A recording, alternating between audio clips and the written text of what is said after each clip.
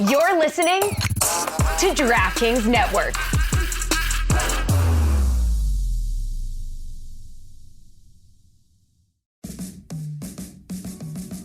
Welcome to the Big Suey, presented by DraftKings. Why are you listening to this show? The podcast that seems very similar to the other Dan Le Batard podcast. I'm sorry, I'm not going to apologize for that. In fact, the only difference seems to be this imaging. I have been tempted in restaurants just walking past tables to grab somebody's fries that if they're just there. That hasn't happened to you guys? I've done it. And now, here's the marching man to nowhere, Fat Face, and the habitual liar. Stugotz, I don't believe that you really can draw up a better scripted ending than bodies crashing into each other, at violent speeds. Everyone's injured. We're 3/4 of the way through the football season. Nobody's healthy. Everybody's physically broken. They're all trying to get to the stage where the 4 stages in the minor leagues of football, the 4 stages that there are to be the better team. And everybody who is watching what was happening this weekend prefers, I feel like, the argument to everything that happened Sunday. Everything that happened, that the argument is better, that what we want at the end of the broken bodies is committees and arguments and let's say my team was better, even though all these bodies just broke, and FSU's season, hey, we're not going to reward them even though they did the hardest possible thing. 2 teams outside the conference in the SEC, they beat Florida. Are you kidding me that team goes undefeated and you keep out a team with history because it's not as big a market, because you can make the argument. The thing that's great about the drape is you can just say, well, their quarterback's hurt. They're not the best.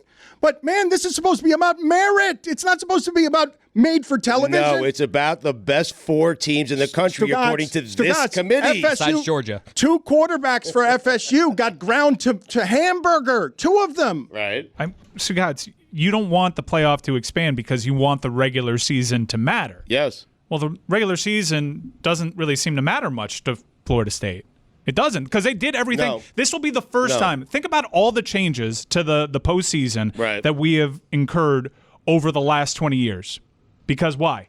Miami got screwed in 2000? Okay, what's the next most memorable thing? You had an undefeated Auburn team in 2004 that did not have an opportunity to play for a national title. So we changed everything to make sure that a Power 5 undefeated conference champion has the opportunity to play for a national title. And in the final year of the 4-team playoff format, you have an undefeated Power 5 that's done everything from a scheduling perspective that you want to do. With 2 injured quarterbacks. That's fine. Right. But you have an undefeated Power 5 team not having the opportunity to play for a national title. That seems kind of bogus.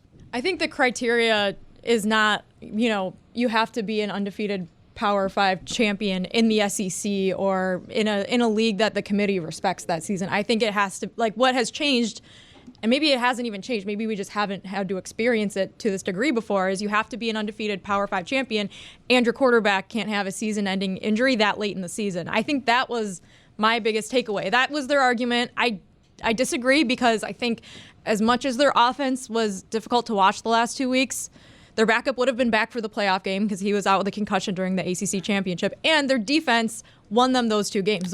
Florida State's defense played incredibly the last 2 weeks, and that didn't matter to the committee because the committee just saw a undefeated Florida State team whose makeup of their DNA of their team changed to the committee when Jordan Travis got hurt.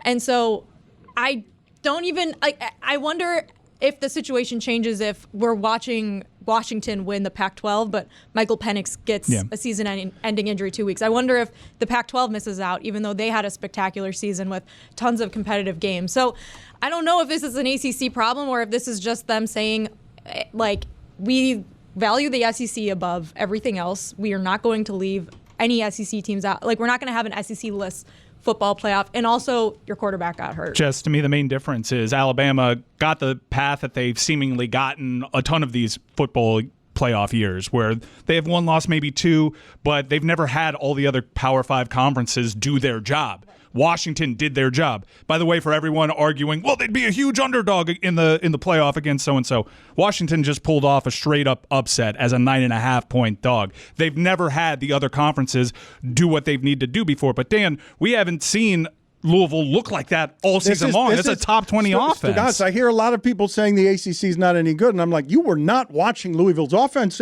all year. They were. Correct. I came in one day and told Mike, one of their backup running backs, that's a pro. Like, they've got a pro in their backfield. Louisville wasn't. Nobody did that. FSU's defense is good. I didn't expect them to do it, and they did it with their third-string quarterback. Now, you can make the argument, if you want to make sports about just the arguments, that they are a fraud. But I can make the argument they might be Cardale Jones and Ohio State, because they've got athletes that can run with these other athletes at Texas and Alabama. That the team I saw from FSU from the beginning of the season, when we were talking about this stuff, was like, hey, that team's got as many athletes as Texas has the bigger receivers than Miami. That team's more athletic than most of the teams they're playing against. Cardale Jones did not look scared when he was out there. These look like little kids. They look like they're 18 years old. Cardale Jones did not look like that. I'll swing it over to Jess. Cardale Jones and Ohio State put up 55 points in their conference championship game. However, they didn't play a good team because that side of the conference has always dominated the other side, Jess. Right. I think the committee wanted to see what Florida State could do the 2 weeks on offense without Jordan Travis, and they clearly weren't impressed. And just to be clear, I do not agree with their decision. I am only trying to justify it to kind of explain to people why I think they came to this conclusion. I think that it's pretty unconscionable to leave Florida State out of the playoff in this situation. I truly, I feel terrible for the Florida State players. I feel terrible for Jordan Travis. His tweet, which, oh my God, he clearly, okay. Put that tweet. Let's throw up the tweet. I agree with everything that Jess says, and I can also admit that if I could pick any fan base for this to happen to, this is just about the funniest one. But yeah, here's Jordan Travis's tweet: devastated, heartbroken, in so much disbelief right now. I wish my leg broke earlier in the season. That's just it's such just a an great insane sentence. thing to say. It's just crazy. But I think what we watched on Saturday was Alabama upset a team with a 29-game win streak, Georgia, the number one team in the country, and the committee said, we are not going to punish them for losing earlier in the season against Texas because they rate Texas very highly. Texas is one of the 4 teams in the playoffs. So we're going to put Alabama in just because they have now the best win of the season over Georgia. And I don't think that in any other year that's bad logic. I think that just because this year you had multiple undefeated teams, this is how it shook out. They had to make a tough choice finally. And I think if they're going to leave out an undefeated power champion, it should be the one that was cheating for the last 3 years. Well, there's that. We haven't even gotten to that, which makes this so great for television. What happened to Chris's thoughts? We'll get to them in just a second. Poor Chris got boxed out. Everyone's got a lot to say. How about Tony? Tony hasn't been able to get in at all because poor Tony wants to talk about how bananas it was, but has no shots because everyone's got too many takes. Tony's today. so backed up with takes that his nose just started bleeding. Chris also just admitted he didn't watch Louisville play this season, which I feel like disqualifies him from the conversation. Tony's waiting, dying to talk Will Levis. Oh, God. Recovering 2 fumbles. Oh, boy. Folks, listen up. U.S. Cellular wants to help everyone get the gift of connection this holiday season. Already a customer? This applies to you too, because right now, new and current customers can get any phone, and I mean any phone, for free. Yes, free. Sounds like it's time to make the switch. Spread the holiday cheer far and wide this season with a new phone. Everyone can get the gift of connection at U.S. Cellular. Get any phone free today. U.S. Cellular, built for us. Terms apply. Visit uscellular.com for details. Don Le Batard. We got Afrini Hardaway. Freeney? Who was Freeney Hardaway? I was trying to read fast. UD was on the team. Luke Jackson. Bobby Jones. The Matrix, Shawn Marion. Stugotz. Zoe, Shaq, Smush Parker. Chris Quinn. Wait a minute. D. Wade. Wait a minute. Jason Williams, Darrell Wright. I mean, stacked roster. This is the Don Le Batard Show with the Stugotz.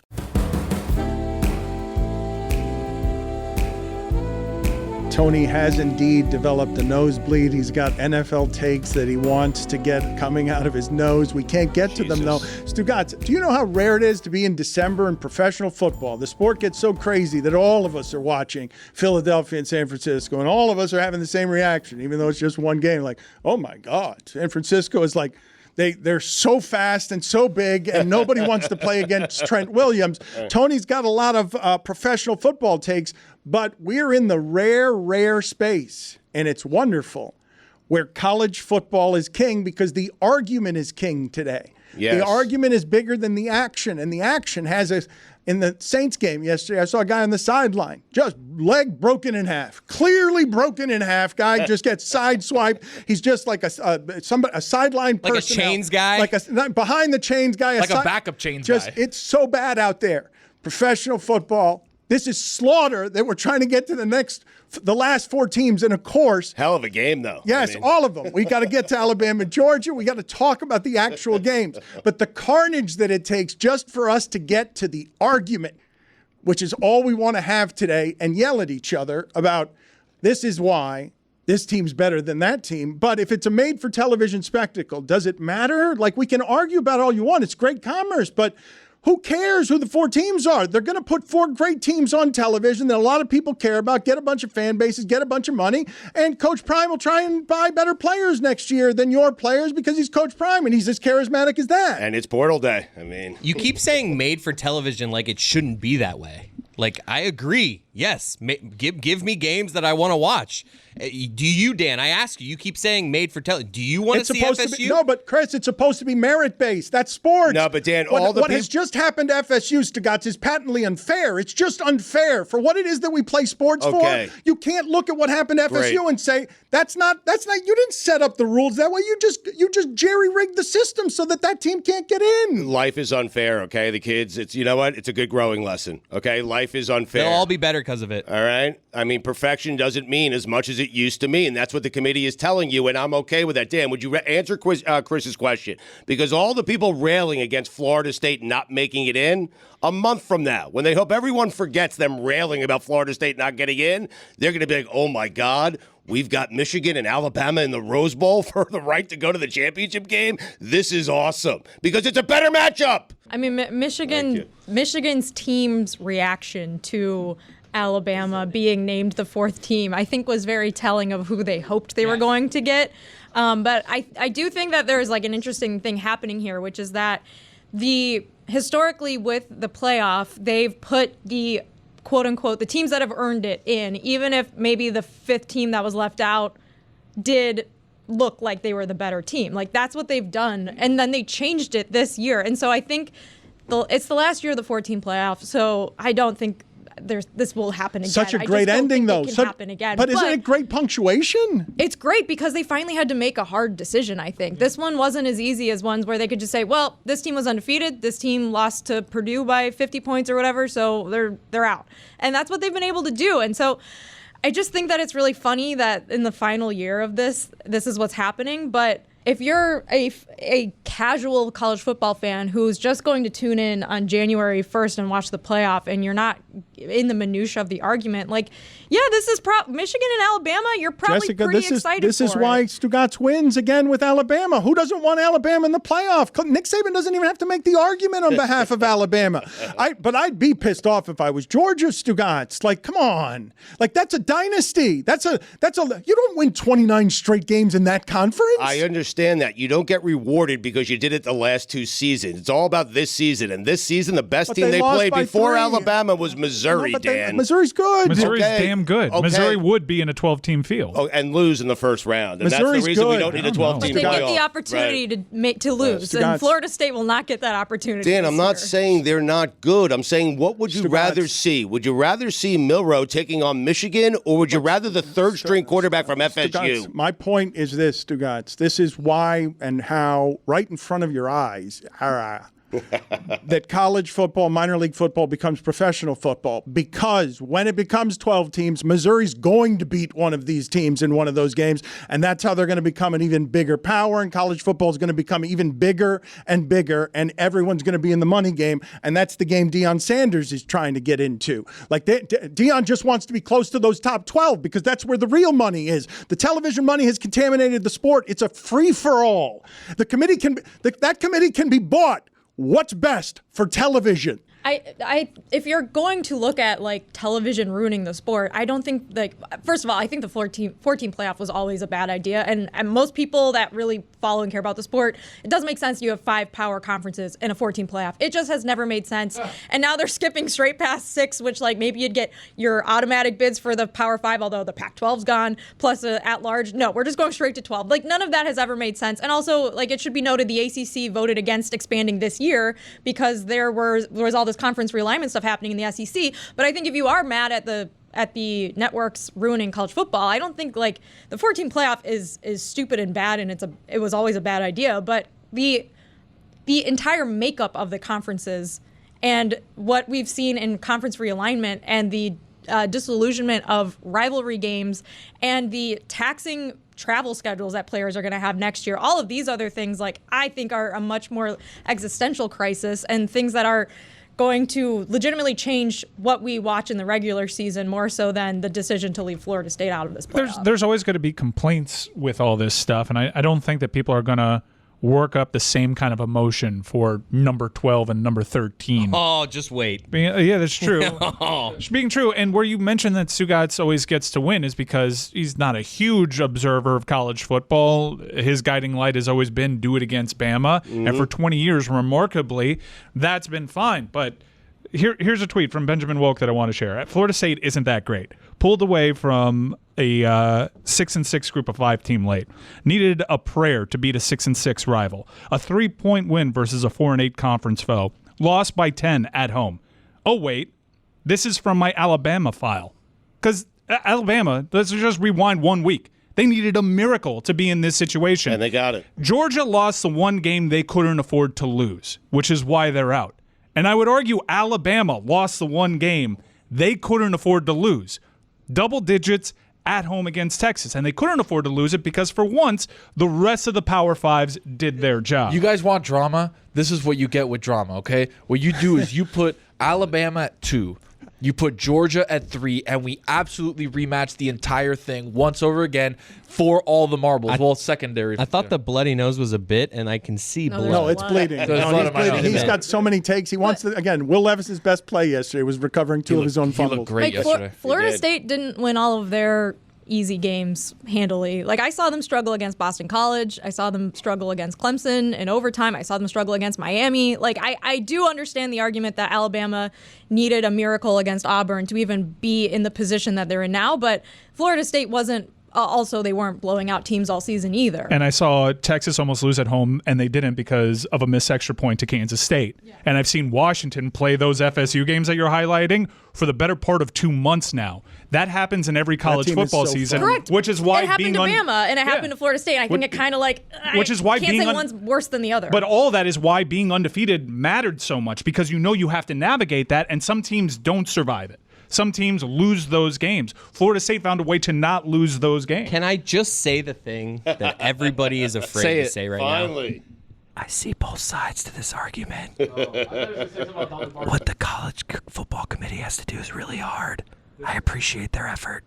Thank you for your service. I totally see both sides. I think if you want to blame someone, blame Brian Kelly. LSU could have been better this year, and Florida State's win against them now that I can get behind. Would have looked a lot better if LSU was able to pull it off against one of their SEC opponents. It's the weirdest thing to me. It's like Florida State is being penalized for actually winning that game against LSU because the college football committee all year has been dying to rank LSU high, but can't. Because that tricky little loss that they had when they were the 5 seed, they're not in the playoff conversation because they lost that game to Florida State. They lost 3 games, Mike. It's just different. Like Alabama's, the way the committee sees it, Alabama's loss to Texas is better than Florida State's win against LSU because Texas is the second best team in the country. It doesn't make a lot of sense, but that's how they view it. And I think it all comes down to Jordan Travis's injury. I think that's actually. That was it for them. They watched Florida State struggle the last 2 weeks offensively without him, and they decided we want a quarterback like Jalen Milroe. We know he's going to play in the playoff. We would rather see that against Michigan. Michigan hasn't played against a quarterback that good all season. I want to see that too, and that was their calculation. Now we know that this has been in their bylaws the entire time. It's the first time they've decided to enforce this rule where it's like they can take into account big injuries, and I sincerely hope that alters how people go about managing their game. Sorry, we're up by 15 in this fourth quarter, let's go ahead and bench our quarterback because he might get hurt, and that might affect our standing in the college football playoff. It's a tough break. They did what they had to do. They're the first team since Auburn that goes undefeated in a regular season that doesn't have an opportunity to play for a national title. That should mean something, going undefeated inside the ACC, which, by the way, was 6-4 against the SEC this year. And I've heard Paul Feinbaum say, well, you can't count Wake Forest against Vanderbilt. That shouldn't have any sway in the national title. He's right. Bullshit. Bullshit. We're just cherry-picking what our arguments are, because the whole thing about the SEC is the weekly, week in, and week out grind. Mike, FSU, the part about this that is most inherently unfair, like, this is simple. It's why we can argue about it so well, so often, and so long, Stugotz. Sports are supposed to be, if we're doing random measurements of everything, it's all subjective, but at the end that there's a champion.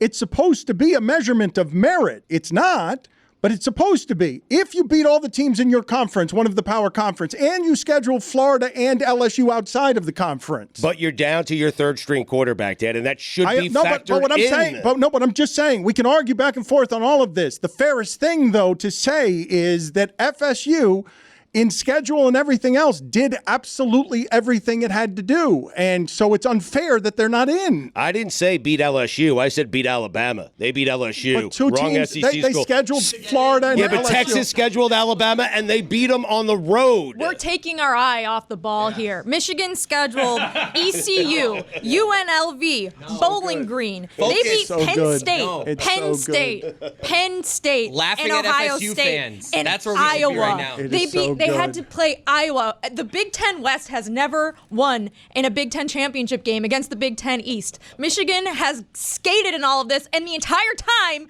they had a guy cheating at other games and coming back and giving them all the signals. And Harbaugh was buying hamburgers, and it doesn't even matter. They're in, and no one's even arguing about it.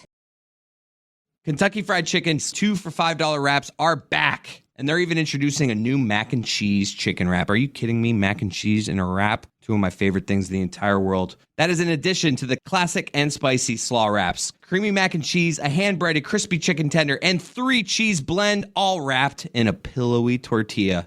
God, do I love a pillowy tortilla. Order ahead on the app and cheer on tasty goodness with KFC's 2 for $5 wraps. It's finger looking good. Pound for pound, scoop for scoop, nobody does pre-workout like GNC. So forget that junk you can get anywhere else and get to GNC for the real deal best pre-workouts around. Epic brands like Ghost, Beyond Raw, and Caged. Killer flavors, max intensity formulas you can't find anywhere else. If we don't have it, you don't want it. And with our price match guarantee, you know you're getting a real deal. Get ready to take your workouts into a whole new stratosphere with GNC. Don Le Batard. You are very comfortable talking about how you met your wife, how much you love her, how important she is to you, and that's the reason that I asked the question. I've always admired that about you, that you have no problems whatsoever professing your love. Well, the thing is, I got a new wife now. You know, me and Bianca didn't make it, so I moved on. We moved on. It was for the better. Both of us. Stugotz. Things just got a little awkward there. So let me be the first on this show to congratulate you on the new wife, Vince. Congratulations on feeling whole, feeling complete. You know. Let's talk tailgating. Yeah. Don't feel awkward, buddy. You know, I don't. Oh, it's too late for that. It's much too late for that, Vince. I appreciate you soothing me in this regard, but I already feel terribly awkward. And then my teammate comes to my defense with not a question, but just a healthy congratulations and the further pointing out of that awkwardness, because he's always good for me in those spots. I'm also thinking of divorce, Vince, after many, many years, 18 years, with a partner who does things like that to you. This is the Don Le Batard Show with the Stugotz.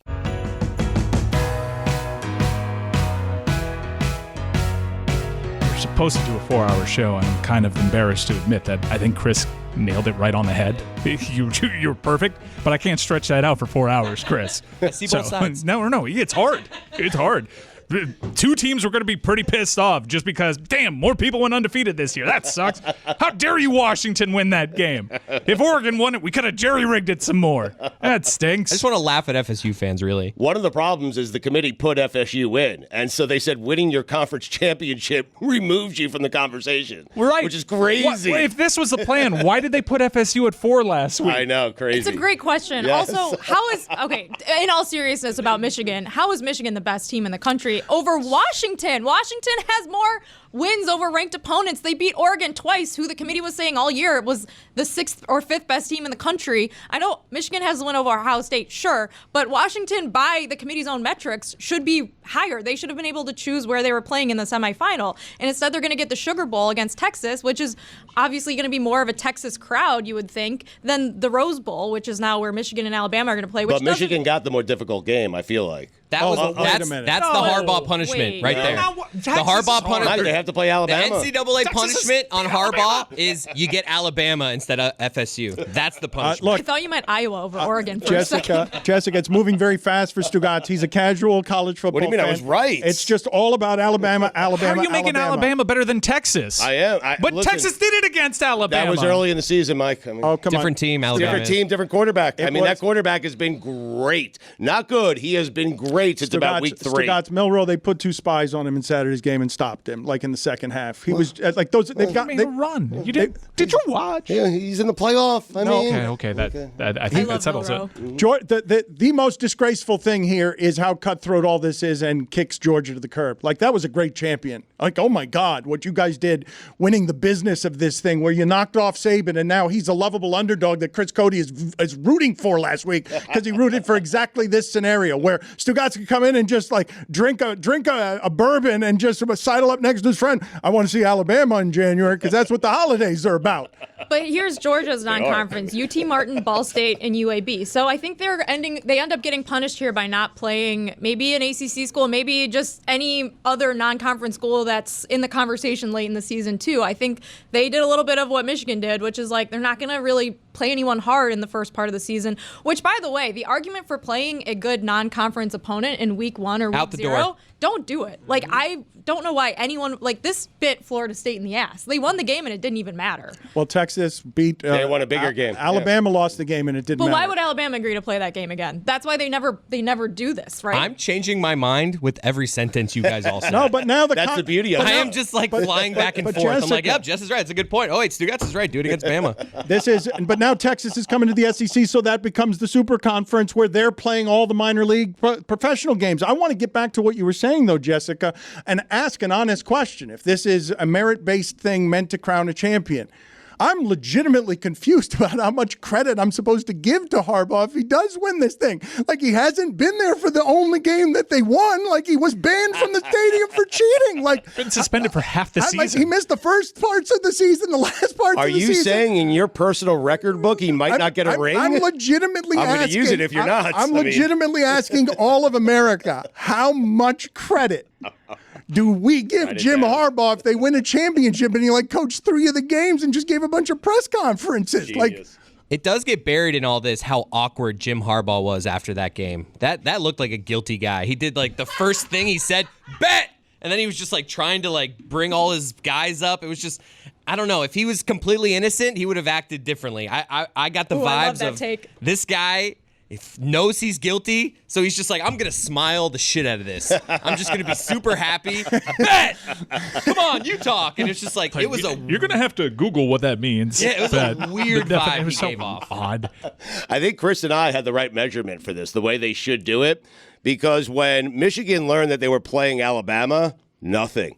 But if you told them they were playing Florida State, that room would have been cheering. Stugotz, you have to watch some of this. Everyone enjoyed Michigan's reaction to the horror. Like the horror of you learn, hooray, we're the best team. Oh, no, it's Saban. One spot, the other school plays Michigan. Number 5, heartbroken. Who's number 4?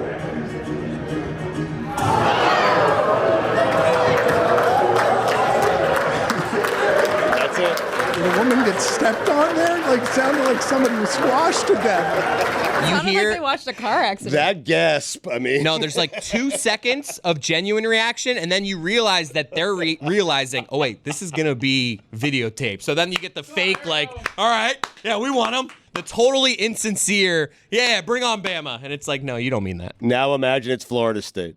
The World Cup celebration video. There is a dude that hides himself in his hoodie upon hearing Alabama. He just puts his hoodie over his face like, no. Tony, I have watched you squirm in that corner. I felt bad for you for the last 90 minutes or so because... The nose? Well, it's just it's not just the nose. It's that he is dying to talk about big football. Oh. Sunday. He wants Sundays. Right. Everyone's chattering around here about Saturdays, and he wants to do Sundays, but we're going to get back to Saturdays. So, Tony, I will give you one muffled take through a nose that is bleeding, because you can't get all the takes out. I will give you room for one take here from Sunday football. Sunday football taught me this, Dan. All of a sudden, the MVP market for the NFL has swapped. Where now Brock Purdy's 3-1 favorite to win the MVP after that win in Philly. Oh. I'm intrigued. I wish you could fade like odds right there. Like I wish I could bet that he isn't going to win MVP. Like if the odds are so good, I don't know. Give me odds on. I bet he won't. You can by betting other folks. So bet every other person. Jalen Hurts is plus 350. But I want just one bet. No, he won't. I'm feeling damn good about my Brock Purdy MVP ticket. Oh, Mike Ryan was got it at plus 1,500.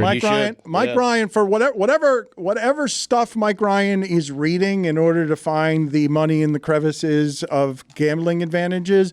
Mike Ryan said San Francisco is going to score a ton of points and San Francisco is going to cover, and I'm going to that's going to be big bet for me because I know how good San Francisco is when healthy. Trent Williams is a beast when he's out there. Deebo Samuel's changed everything for them. He's their Tyreek Hill. Well, Purdy is the MVP when Trent Williams is out there. I feel like if you're getting out in front of a Brock Purdy MVP, you have a lot of tickets out there. Yeah. I have him in Tua. Yeah. More tickets. Because I think that's where the value is. And I also got ahead on the Dolphins to have the best record in the NFL. I'm feeling real good about that. By the way, we hear about the ones you feel good about. Jordan Love. Right, exactly. Jordan Love, low-key, kind of figuring it out. Really good. Yeah. I'm impressed with them. But for me, over the last few years, you know how Stugotz is with Nick Saban at Alabama? That's how I am with Kyle Shanahan and the 49ers. And I'm kind of worried because they're a little healthy right now. They usually get healthy towards the end of the year. But I think it jumps out to anybody. This team has a physical advantage. They have a tactical one, and they have the horses to actually carry out what has proven over a third of the NFL's history is a cheat code for a ground game. And now they have Christian McCaffrey at the center of it. They have a cheap quarterback that is making plays. He's making the throws when they do turn to him. They have a guy like Deebo Samuel who's impossible to bring down at his size, and on top of that, he's fast as hell and physical. This team is more physical and tougher than everybody else. They travel well because defense travels, run game travels. They are, in my mind, and have been for the last 2 years, and they just got hurt last year, the best team in the league. The other thing, too, as an Eagles evangelist and a Jalen Hurts evangelist, it's tough to see because I had a couple unis on the Eagles. But the more important thing is San Francisco drives 75, 77, 85, 90, all consecutive drives that all scored touchdowns. And when you're doing it at the link against a defensive line like that showed they can stop Miami, who's got a great offense. It's 8 deep. They can stop anybody. It's 8 deep. Fletcher Cox has played 180 games for them, and they got someone else on the line who's played 189 of them. Hassan Reddick's incredible off the edge, and it didn't matter. They would just get yard after them yard. Getting after gashed yard after is yard. Alarming to see it done that way. They're the ones with Lane Johnson. Man, do you know how fascinated I was just watching turnstile, by the Lane way. Johnson playing against Bosa? Did you see that video? It was like two kaiju going together. No, but that's right. I told you a few weeks ago that I did nothing but watch Trent Williams because the guy's got a documentary on Prime, Silverback. Everyone in that league fears him. Why? There's a dude who ran away from him, turned his back and ran away because everyone's afraid of him. He comes out of that tunnel with the beatbox and everybody else. Nailed it. And you know that they're tougher than everybody else. And they've got a running back that leads the league in touchdowns. I think it's fairly consensus that the best three teams in the NFC are Dallas, Philadelphia, and San Francisco. I guess you can make an argument for Detroit out there, but I think they're on the fringes of that conversation. San Francisco has kicked Dallas and Philly's ass. They have. You're right. Did you hear what 84 Mike points. said, though? Did you hear what he said? A team is getting healthy at the wrong time. I mean, and he's right. Yeah, they usually start doing this because they got banged up and they lost, 3 straight? Purdy, they were writing columns that, Purdy isn't the guy. And then they get healthy, and then you see exactly what this team can do. For me, it's the only thing that can stand in their way. Who made Philly's schedule? I mean, it's brutal. You have to factor that in, don't you? Yeah, it's a tough one. I suppose those Stugotz, but they were saying, hey, they played Kansas City and Buffalo, and now they play Dallas after this. But now they were saying they have to come in to the link, right? That's what was the link. Yes, that's what they were. That's what Hassan Reddick was saying, right? Yeah. And so San Francisco, it's not just that they were tougher. Let's not lose sight of what just happened. The Philadelphia Eagles, Super Bowl, 1 loss. Kelsey's the superstar. They all want that fame. Tyreek Hill, they all want what Jason Kelsey has now. Famous because they've been at the top of the sport. San Francisco's been the best team in the sport for 3 years. They went into Philadelphia last year and couldn't play a quarterback because football happened to them. And McCaffrey's a quarterback because they don't know what to do. And Philadelphia started talking shit about that. From there, and Trent Williams goes in yesterday. And did you see how much fighting there was in that game? Because Philadelphia's like, no, we're as tough as you. And San Francisco's like, no, you're not. Not when we've got Trent and not when we've got Debo. You want to play football? We'll beat you there. You want to fight? We'll hit your security man. We'll get ejected from the game for hitting your security guy on the sideline because it's not football anymore. You want to fight? Let's fight. Let's do it that way. We got Trent. We got Debo. What are you going to do? Give up 4 straight drives right down the field. When the place is buzzing and in the first quarter, we can't get a first down. And then what do? We kick Jason Kelsey's ass up and down the field. It felt like football, Dano. Oh, my God. It felt like football. The weather was right. Fred Warner is a menace. We haven't talked about Big Dom yet. Are you kidding me? San Francisco went into Philadelphia and they told Sirianni, that caveman, we want to fight. Big Dom versus Trent Williams. We'll hit your security guard in the face. Do it in the playoffs.